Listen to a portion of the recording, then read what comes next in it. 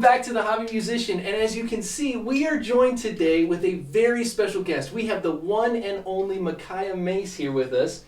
And if you haven't already checked out his channel, Micaiah has a great channel where he does tons and tons of drum covers to songs all over the spectrum. Recent stuff, classic stuff. Yeah. And he has very graciously agreed to join us today to take everybody through a little bit of kind of a groove lesson where we want to share with you some of our tips on how we approach playing with a musician of the other type. So as a bass player, how do I work with a drummer?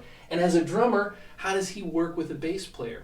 So Micaiah, to start off, what are some of the things that you look for if you're playing and you're playing with a bass player? Maybe it's a new person you've never played with before. Mm-hmm. What are some of the things that you might listen for and then adapt your playing? I feel like a lot of bass players have specific styles that they tend to gravitate towards. And so when I'm initially listening to them play through a song or whatever, I'm listening to where they put the emphasis, such as like what we did last week at church with Graves into Gardens, that shuffle feel. So I'm listening for where they put the emphasis so I can match that with my kick drum. And then I'm also listening for where they like to do their own little things so that I can stay out of the way. Cool. Okay, yeah. Well then, should we do an example? Yeah. So maybe you mentioned Graves into Gardens. If we played that, what if I started to kind of play just that one of the main riffs in there? Yeah. And then you can kind of come in and do some of those things that you were talking about to show how you meld with a piece like that. Yeah. Sound good? Yeah. All right. Let's see.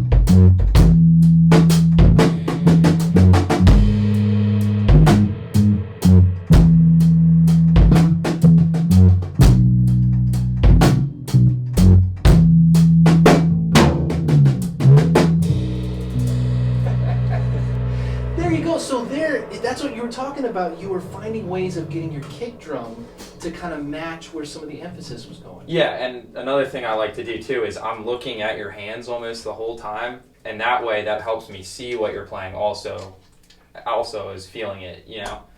That's great. Well, you know what? Yeah. That's a great segue because one of the things that I wanted to mention too was when I'm working with a drummer, I also like to see the drummer because I will do things like watching feet.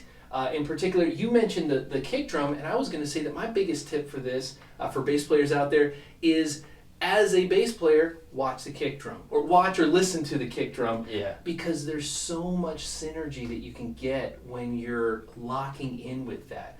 I know for me, and you may have different experiences with this, I know that sometimes in the past I've gotten too obsessed with making sure that I hit every single kick of the bass drum and nothing else.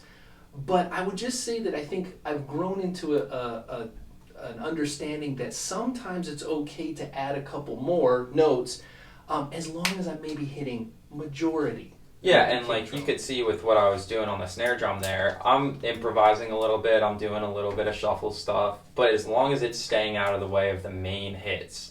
Yeah. Because that's what the people in the audiences or people online will be hearing. Exactly. And that's the definition of a rhythm section. You want that rhythm to stay primarily locked together. Yeah. Okay, well maybe to demonstrate this, what if you just kind of started doing a beat that I've never heard before, and I'll try to do this thing where I'll just watch him play a little bit and start to come in when I feel that I kind of have a feel for it. Sound good? Yeah. Okay. Okay.